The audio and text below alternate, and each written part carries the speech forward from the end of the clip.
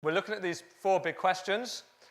As a preacher, they're a little bit intimidating, but if you're a skeptic and you're not a Christian, chances are you would want answers to those 4 questions before you'd start to follow Jesus. So we're going to tackle them head on. And here's the reality today. Go to the next slide, Warren. I don't know whether any of you saw this in the news, but on Monday or Tuesday, 4th of September, there was an article in the news which said for the first time in living memory in Great Britain, in the UK, more people would say that they were non-religious than religious. More than half in the UK are non-religious, suggests survey. This is a big deal for us. If you're here and you're a Christian, then we are certainly in the minority. I'm hoping that this series is going to help us to be more and more confident about why we believe what we believe, which I'm hoping is going to help us when we get those awkward questions in work, or we get those awkward questions with our mates and somebody says, what about science, or what about suffering, that we're going to have some answers to those questions. But if you're one of the people that's here and you're in the majority, you're here and you say, I'm not religious, I'm not a Christian, I'm an honest skeptic today. Firstly, you're really, really welcome. Secondly, I hope that what we're going to discuss over the next 4 weeks will show you that the Christian worldview, the way of thinking about the world with Jesus at the center, is reasonable and thoughtful. And so today we're going to dive right in, and we're going to look at a great big question: how can any thinking person believe in God over science? It's a very popular view today that God and science are enemies of one another. God is an enemy of science, science is an enemy of God. They are like opposing teams on a rugby pitch, England and Wales, 6 nations, in February, and you've got to decide who you're going to cheer for. Either you're going to cheer for God, or you're going to cheer for science. And I think the reality is that lots of people think to cheer for God, to believe in God, to be committed to God, is to leave reason, leave all logic behind, take your brain out of your head, put it in the rubbish, and then come to church. That's, I think, a very popular view, that actually no thinking person can be a Christian because that would make them an enemy of God. Today, I want to suggest that that doesn't have to be the case. It's not been the case for many, many generations of scientists who've been committed to believing in God. You might have heard of Newton. Apparently an apple fell out of a tree. You might have heard of Galileo. You might have heard of Descartes or Pascal or Kepler or Copernicus. These are guys who literally, in their generation, changed the world because of their scientific discoveries. And these are all people who believed wholeheartedly in God. It's not just the case from history, but also today, if you were to go to Oxford or Cambridge or Harvard or Caltech or any other university in the world, chances are you would find somebody in a science department somewhere at the forefront of science who says, actually, I've got no problem being a scientist and also believing that there's a God. And that's also the case for me. I can't claim to be at the forefront of scientific research, but science is a passion of mine. Science was my favorite subject in school. I studied physics in Southampton University. Had the opportunity to go and do more physics. I now work in a company where we use science every single day to solve problems. And yet, at the same time, I happen to be here in Tonopandi leading a church. And you might be thinking, how on earth is that possible? Today, my plan for the talk is simply to share 3 reasons why I don't think there's any problem in believing in both science and God. And so here we go. First one. The first reason I think it's possible to believe in both science and God is that I think that science and God are asking different questions and finding different answers. I'm going to demonstrate this with an egg. And I need a volunteer. Be careful with the egg. Josh Miller, come up here. Now, I want to imagine for a moment that Josh is over there, I'm over here. And I'm going to throw this egg at Josh. Rose. One of two things is going to happen. When Josh goes home and he calls his mum, like he does every Sunday night, no, I don't know. When Josh goes home, he's going to say, "You'll never guess what happened to me in church today." And I want to suggest that there's two very valid answers to that question, two valid explanations. The first one is this.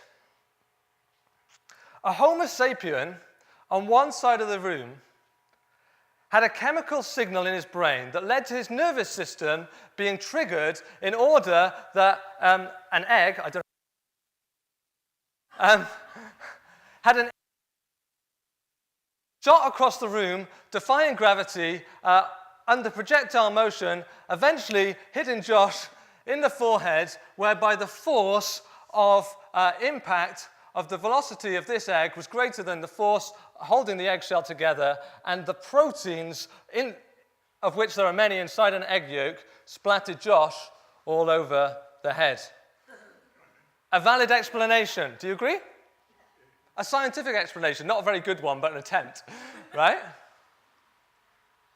Explanation number two. Mum, you'll never guess what happened to me in church today. Ben threw an egg at me. Catch. Good catch. Is it boiled? You'll never know.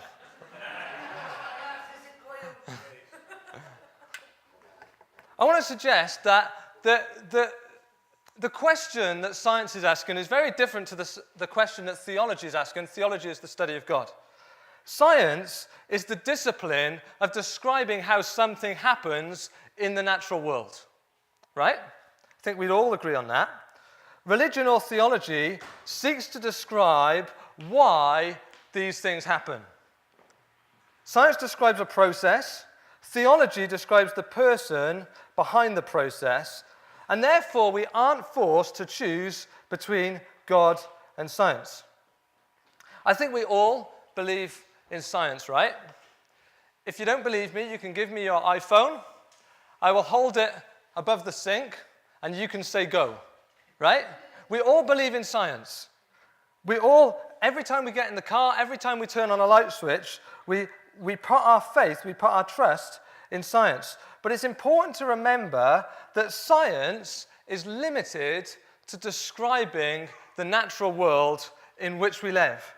By its very definition, science cannot describe the existence of a supernatural God. Theology, on the other hand, isn't out to describe how the universe works. We don't open the Bible and see lots of descriptions about atoms and proteins and all this physics and forces. I think that theology is out to describe the why or the who of the universe. And the Bible gets straight to the answer, right? You only have to open the Bible to the very first page, find the very first sentence. What does the God who, I believe, wrote the Bible, what does he want to tell us? In the beginning, God created the world. My personal opinion, you might not share it, is that Genesis 1 is a piece of Hebrew poetry that helps us not understand how the world was created so much as who was behind the creation. I don't myself believe in a literal six-day creation, and actually I found that believing that the Bible is about the who and the why, not the how, removes the contradiction between science and the Bible. You might find that difficult. You can ask me a question. You can text it in. So that's the first reason I think that it's possible to believe wholeheartedly in science and wholeheartedly in God. Different questions and different answers. The second reason I think that it's possible to believe wholeheartedly in science and wholeheartedly in God is that science, I think, points towards the possibility of there being a God. In my opinion, through my study of science, in my opinion would be, in the worst case scenario, science makes God possible. In the best case scenario, my opinion is that science makes God very, very probable. Worst case, possible. Best case, very probable. And you might be here and you're thinking, how can that be? You might be here and you might think, well, hasn't science done away with the need for God? I think it's a very popular thought that before science kind of really got going, God was just a really good kind of idea for all the areas where we didn't have scientific understanding. But now we have science, we've figured all those things out, and actually there's no need for God anymore. Science has buried God. You might be here and you think that. I want to suggest that not only does science not have all the answers, it might surprise you that scientists don't really even understand gravity properly yet, even though things fall. Not only does science not have all the answers, actually I think that when we look at science, particularly at the origins of the universe and the origins of life, it makes God a very real possibility. And I just want to look at two pieces of evidence why. There's lots of pieces of evidence in the scientific world that I think point towards the possibility of there being a creator God. I happen to study physics, so I like looking at things in the physical world, not the biological world or the chemical world. So I'm just going to suggest two reasons from science which I think are really strong proofs that there's a strong possibility that there could be a God. The first one is this: I don't think big bangs happen by accident. Many of you will have heard of the phrase a big bang. Until about 100 years ago, scientists thought that the universe was in a steady state.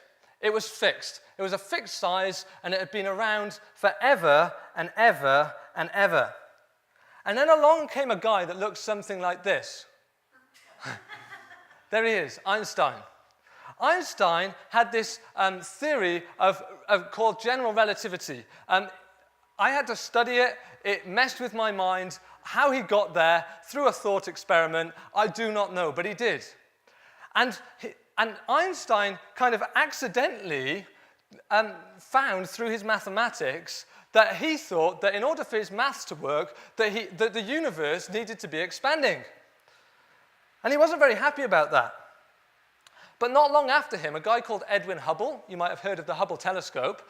Edwin Hubble in 1929, he took some pictures of galaxies.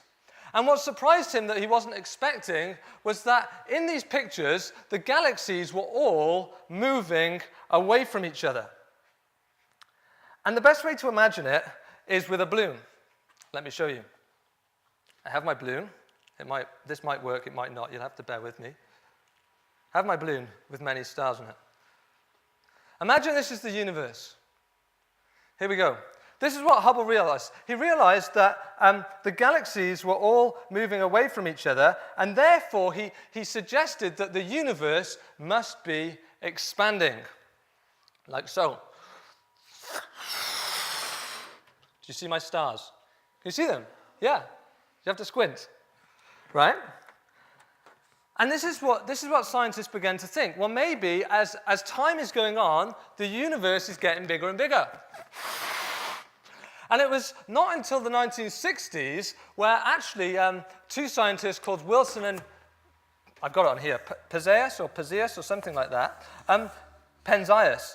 They detected this microwave background radiation, which actually proved that Einstein's theory was right, that the universe was actually expanding. I can't go much further or our universe is going to pop, right? And this is what people began to realize. If when we fast forward time, the universe is expanding, then if we rewind time, maybe, just maybe, there was a point in the past where the universe was smaller than the balloon in the palm of my hand. Now, some of you are scratching your head and find that difficult to believe. But basically, that is what the scientific community believes is a very true fact. Here, another way of describing it is this. 20 billion years ago, the universe did not exist. There was nothing. 15 billion years ago, the universe did not exist. There was nothing. 14 billion years ago, nothing. 13.8 billion years ago, nothing. 13.7 billion years ago, nothing. 13.7 less a second billion years ago, boom, a big bang. Space, time, matter, energy created from nothing in a moment. And that's what the scientists believe. I want to suggest that such an extraordinary event demands an explanation, right? Anybody feel the same way? I do. And the reason I think that is because of a very simple principle which you can observe every single day in your world. It's this: things that exist have a cause, right? Doesn't matter whether it's your Sunday dinner or a baby boy, things that exist always have a cause. You can look anywhere on this planet, anywhere in the universe, everything that exists has a cause, and therefore I want to suggest this very simple argument to you. If whatever begins to exist has a cause, I hope you agree, the universe began to exist, the Big Bang, right? Therefore, the universe had a cause. This argument is known as the cosmological argument. It simply says this: if everything else that has ever existed had a cause to bring it into existence, then surely this universe that had a starting point, the Big Bang, 13.7 billion years ago, must also have had a cause. And I have no problem at all describing that cause by the word God. Right? You know when they first realized that maybe the universe had a starting point? The scientists got a little bit edgy because they realized it actually sort of lined up with the first chapter of the Bible, and it was a little bit too much like there really was a God. But that's not all. The second piece of proof I want to give, we could talk about all sorts of proof, but I'm just going to do two. That's the first one. This is the second one. The second reason I think that science actually points us towards the probability that there is a God is that hill starts are so difficult. Now, if any of you have learned to drive, that first moment when you find yourself on a hill, anyone been there? You've got your handbrake here, you've got your foot on the clutch and the brake, just because you don't trust the handbrake, and you're thinking, how do I get from here up that hill without going backwards and without stalling? Anybody else been in that situation? I've got a few people smiling and nodding, right? The amount of precision that it needs, right, to get everything working in sync, to go up Geshley Road and not down it, is actually quite a lot. And we have the same problem with creating a universe, and particularly a universe that is ready for life. Not only does our Earth sit so perfectly in our solar system that if its position changed by 5% either way, we would have no life. Not only does our solar system sit in the perfect place in our galaxy, that means that it's a stable environment and allows us to see the rest of the universe. But if you want to create a universe like ours, which is stable and ready for life, then you basically need to take 15 different parameters, different values, 15 different scientific constants. Imagine that each one has a dial. Imagine on each dial there's at least 1 billion settings, but on some 1 billion trillion settings. And then you've got to spin every single dial and hope that they all line up perfectly in the exact place to create a universe that does not either explode to pieces or fall back on itself and become a blob. Basically, what I'm trying to say is that the universe in which we live is incredibly finely tuned so that we can exist. I'm going to give you 3 quick examples. If these don't blow your minds, I've not done my job right today. The first one is the example of the ratio of electrons and protons in the universe. You know about atoms? Atoms have protons and neutrons in the middle of them, and electrons whizzing around their outside. If you change the ratio of protons to electrons by 1 part in 10 to the 37, then this universe doesn't exist. Now, some of you find lots of zeros not very helpful. Some of you think 10 to the 37 means nothing. Let me give you a quick example. If you were to cover the whole of Europe in pound coins, and then you were to start stacking pound coins on top of each other, 230,000 miles up to the moon, and then if you were going to take 1 billion Europes and do the same, that would be a lot of pound coins, right?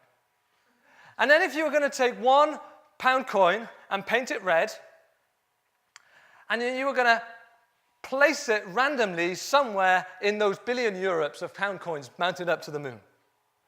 If you were to do that, and then you were to take your unsuspecting friend Josh Miller, tie a blindfold around his head, and say, if you could just come to my 1 billion Europes full of pound coins to the moon, and if you can just pick out the one that has been painted red, you can have them all. What are the chances of those kind of odds? Let me give you another example. If you were to change the mass of the whole universe, that's all the matter, all the particles, in all the planets, all the asteroids, all the solar systems, all the the 500 billion galaxies that they think are in this universe. If you were to change the total mass of all the particles by 1 grain of sand, the whole universe would fall to pieces. That's mind-blowing, eh? But that's not even the end of it.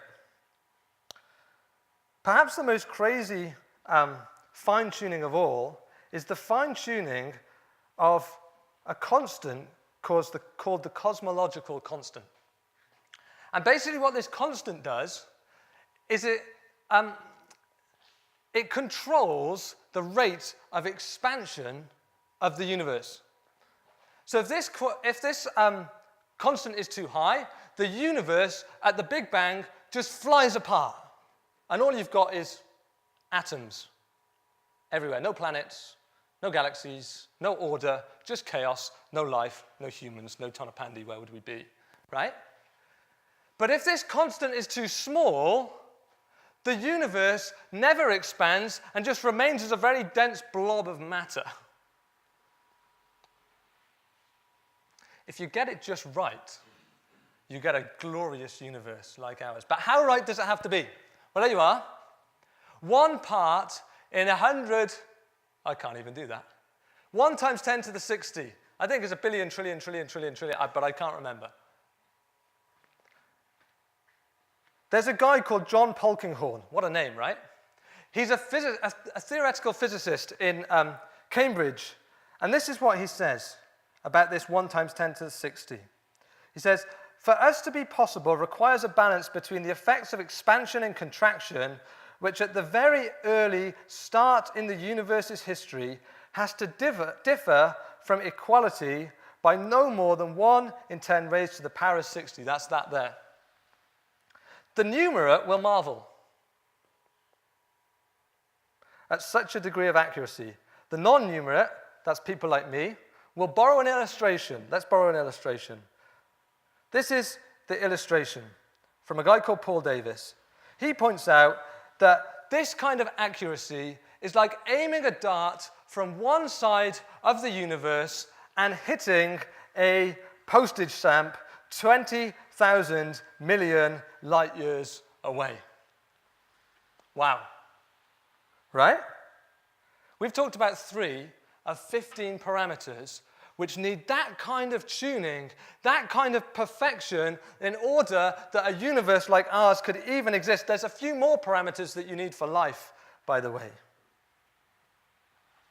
The odds are astronomical. Now, I'm not a betting man, but I think it takes more faith to believe that we might be here by chance than it does to believe that maybe there's a God who had all this under control. There's a guy called Fred Hoyle. He was an astronomer in the 20th century. He started life as an atheist. He did have some strange views, I have to admit, but this is what he said about the fine-tuning of the universe. A common sense interpretation of the facts suggests that a super intellect has monkeyed with physics. I like that phrase. Someone came in and messed with the physics, as well as the chemistry and the biology, and that there are no blind forces worth speaking about in nature.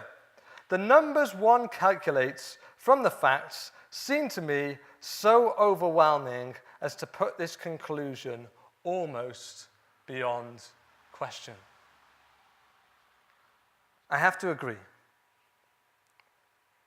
And for me, the beauty of a finely tuned universe gives great depth and worship to Psalm 19, verse 1, where the psalmist says, "The heavens declare the glory of God, and the expanse proclaims the work of his hands." Science can lead to worship. So those are my two bits of evidence from physics, which I think mean that actually science gives us evidence that suggests that maybe God is a probable reality. There's lots of others. We haven't talked about the origins of life. We could talk about the intelligent mechanisms of DNA, though I'm no expert. We could talk about cell production. We could talk about consciousness. There's no answer in science for consciousness. We could talk about the complexities of our bodies. We could even talk about the dreaded E word, evolution, right? Most people don't like talking about that in church. If that's you, I would just point you towards a guy called Francis Collins. Francis Collins was the lead scientist of the Human Genome Project that mapped the DNA of humanity, all 30,000 genes. And he is an absolute believer in what he calls creative evolution. He believes in Charles Darwin's ideas about natural selection, but he absolutely as well believes in the Christian God. He's a Christian. He loves Jesus with all his heart, and he finds no trouble in his book, which is called The Language of Love, in reconciling his love for Jesus with his beliefs in the evolutionary process. So if that's an obstacle for you, you can read his book. It'll come up at the end. So, why do I think it's perfectly plausible to believe in God and believe in science? Firstly, because I think they answer two different questions. Secondly, I believe that science gives us evidence that God is at least possible and at best very probable. But my final reason to believe in God and science is this. I think it's perfectly reasonable to look beyond science to discover truth about God. Now, that might seem very obvious to some of you, and to some of you it might seem really outrageous. Lots of people who don't believe that there's a God would put forward this argument: if we cannot prove that God exists through science, then how can I believe in him? Maybe you're here and you're thinking, well, I would believe in God if you could just prove to me experimentally that he existed. And my answer to that question is this: you simply don't have to. Because it's not true that scientific experiment is the only way to establish truth. Let's think about this for a second. Today is Evan's second birthday. Thank you for giving him chocolate. He's had enough today. Today is Evan's second birthday. Can we prove that scientifically? No, we can't. How would we prove today that it's Evan's second birthday? I've got a piece of evidence. His birth certificate. If you don't think that Evan deserved his chocolate today because it's not really his birthday, he was just pulling Simon's arm, well, here it is. A historical piece of evidence that Evan was indeed born on the 10th of September 2015. It's his birthday. Please don't give him birthday bumps. He's too small. Historical fact helps us establish truth. Another way we can establish truth is through the testimony of witnesses. So if I was in court tomorrow, I'm not, by the way, but if I was, then the way that I would prove my innocence against whatever has been claimed against me I could bring historical evidence, I could bring scientific evidence, but most often people bring witnesses, don't they? They bring people to testify on their behalf. That's a very good way to prove what is true. Perhaps even more of a problem to atheists is just think of somebody that you love. Let me ask you this. Is it true love? Is it true that you love them? It is, right? But can you prove it scientifically? No, you can't. There is no formula or experiment, but we know deep down that love is true. You might be thinking, well, why is all this important? Let me tell you just 3 minutes of my story. When I was 16, I'd had a great big dose of Christian religion. I'd grown up in church. And had a great big dose of science in school. And it was at this age that I first began to realize that the Christian way of seeing the world was actually very different to most people's way of seeing the world. And if I was going to follow this guy called Jesus for the rest of my life, then that was going to cost me a lot of time, a lot of energy, quite a lot of money, and probably going to cost me a lot of my reputation, particularly with my scientific friends. I was a bit of a geek. And so I started to look with a great deal of detail at whether the claims of the Christian worldview were actually true. And I started looking at the historical evidence for Jesus. And I discovered that not only does science point towards a God, but that most of the historical community, most people that are scholars of first century Judaism, whether it's secular or Jewish or Roman or other things, would agree that a guy called Jesus walked this earth, that a guy called Jesus was hung on a cross and died, and that 3 days later his tomb was empty. I also then realized, as I read the Bible, that the claim of the Bible isn't that Jesus somehow hoodwinked us into believing that he was alive, but that there were 500 eyewitnesses that claimed that Jesus was alive after his death. And of those 500 people, many of them went to different parts of the world to tell people this remarkable news that this Galilean peasant had risen from the dead and was probably God, and many of them died for it in all sorts of horrific ways. And I realized not only was there scientific evidence for God, but there was historical evidence for Jesus who died and there was an empty tomb. And there were all these witnesses that said, actually, we believe that he rose from the dead. And at that point, and having read as well over the last 2,000 years, the stories of different people who had believed in Jesus and how their lives had been changed by believing in Jesus, at that point, this was the equation that I came to. Go to the next one. Science, what we've talked about. History, the historical evidence for Jesus' life and death in an empty tomb. Philosophy, there's some philosophical arguments. The testimony of people both in the Bible and throughout the ages. And after lots of consideration, when I added all those things up, I came to the conclusion as a 16-year-old or a 17-year-old that actually I could believe beyond reasonable doubt that God existed and that Jesus really did rise from the dead. That, I believe, is the best explanation from all that evidence. And so I chose to follow him. And here's the amazing thing, right? When you choose to follow Jesus, something remarkable happens. Because not only do you get convinced up here that Jesus rose from the grave and there really is a God, but you experience him in here. The Apostle Paul said in the book of 1 Corinthians 15, he said, Jesus appeared to me. Have I spelled appeared right? Yeah, good. And that might seem far-fetched. It might seem unrealistic.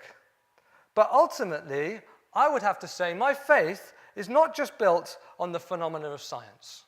It's not just built on the facts of history, though I believe them. It's not just built on the testimony of witnesses in the Bible and for the last 2,000 years. It's not just built on philosophical arguments, but it's based on the truth that I cannot empirically prove that Jesus has revealed himself to me. So how can any thinking person choose God over science? I don't think you have to.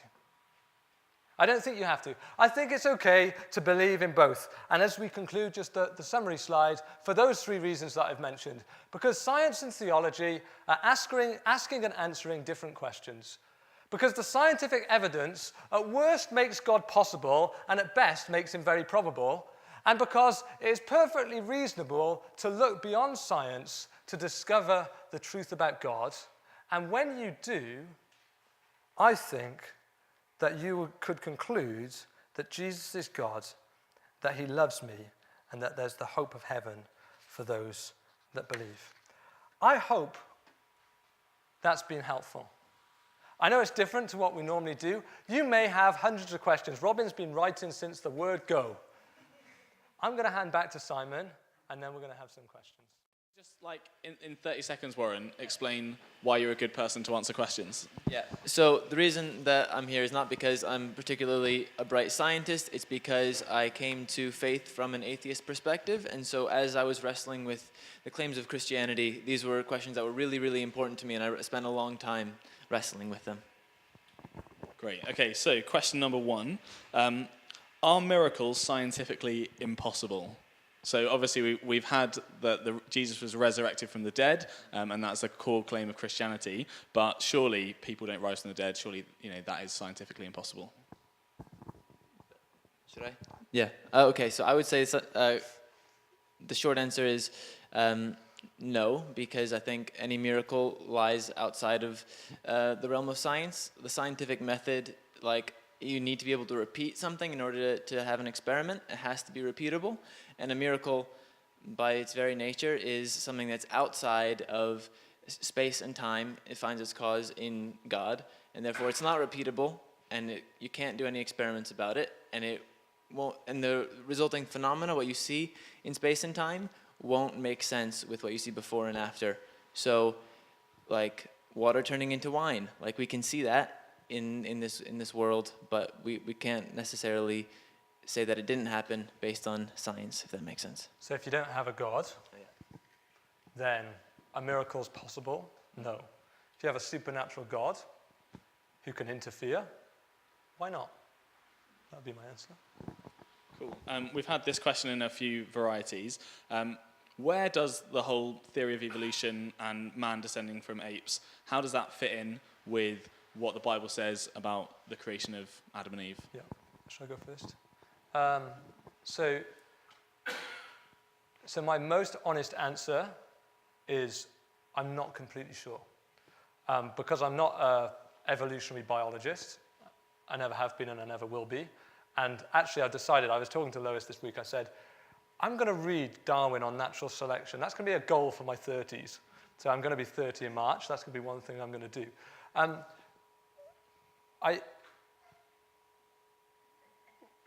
If evolution is true or not, in many ways doesn't cause me too much conflict. And the reason is, like I tried to explain in the talk, I don't see the first chapter of Genesis, 6 days, as literal 24-hour periods of creation. And if evolution is the mechanism by which God would bring human beings into existence, I'm okay with that. I mean, the Bible says animals came first and then came humans, and that's kind of the evolutionary process. So I sleep easy at night without having all the answers to that question, but maybe that's a cop-out. You can decide. So secular biologists, especially ones who study the history of human evolution, point to what they call X chromosome Adam and mitochondrial Eve, and those are two people who we know existed some point in the past, and these are people who don't have faith, who say this, and it's basically, we know that we can look in our DNA and we can see a line of ancestry that points all the way back to one man, and we can see that on our X chromosome. And we can, if we, the mitochondria it's the part of the cell that makes all the energy. And if we look in the DNA of the mitochondria, we can see a line of ancestry that goes all the way back to one woman. And they figured out there's a chance they lived within, a couple thousand years of each other. They don't necessarily know how accurate that is. But for me, that's good enough to say, well, if that's a scientific viewpoint, is that there was these two people who all of humanity have descended from, and they lived within 2,000 years of each other, I'm very happy with the Genesis account that we all came from these two people. And it would be fair to say that there are Christians that believe wholeheartedly in evolution. There are Christians that believe partly in evolution. There are Christians that would argue against evolution. There are Christians that just read Genesis chapter 1 and don't think about science at all. And I think all those things are okay. We'll do two more, if that's okay. If you have any follow-up questions, feel free to collar these two. I thought you were going to say heckle from the background. Well, yeah, heckle. You carry on, heckle. You can if you want. So two more questions. Actually, we'll go for this one first. If the scientific evidence for God is so good, why are so many scientists still atheists? So my answer to this is because as I came to Christ, as I began to look at the Christian claim, the claim that Jesus rose from the dead and that he is God, I realized that there was a point where the evidence was overwhelming, that I couldn't ignore it anymore, but I was still opposed to it.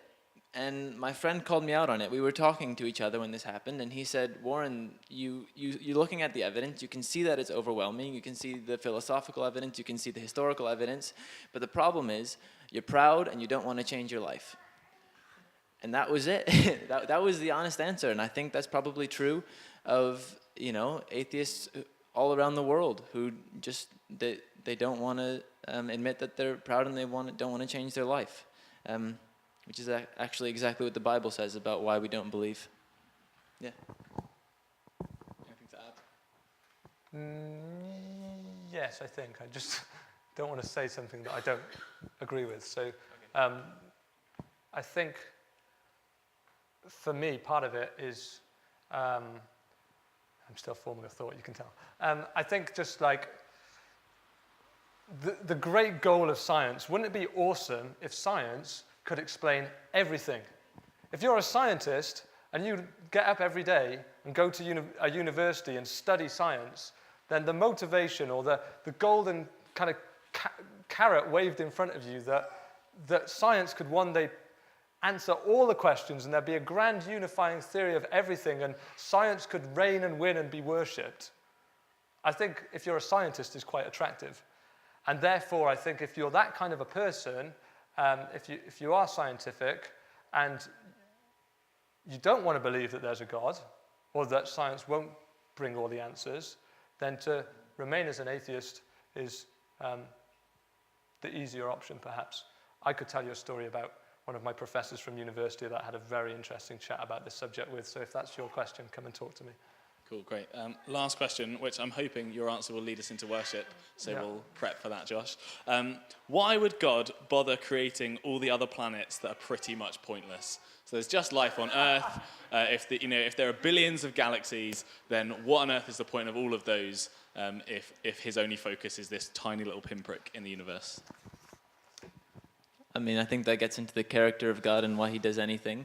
But it just, to me, that seems so consistent with his nature. Like in the beginning, he chose Abraham out of everybody else, and started his one family, his one people.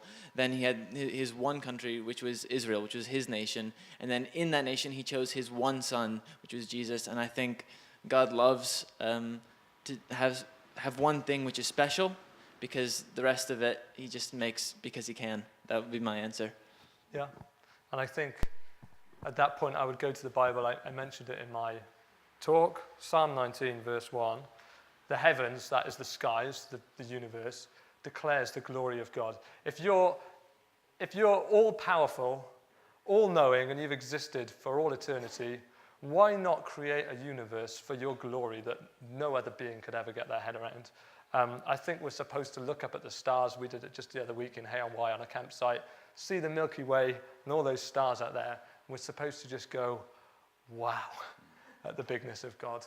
And that's an important thing, you know, scientific or non-scientific here today. If you think scientifically or you don't, the whole point, Romans says, doesn't it, the first chapter of Romans, is that we're supposed to see in all of this creation, we're supposed to see the glory of God, and it's supposed to lead us to bow the knee and worship him. I guess that's what we're going to do.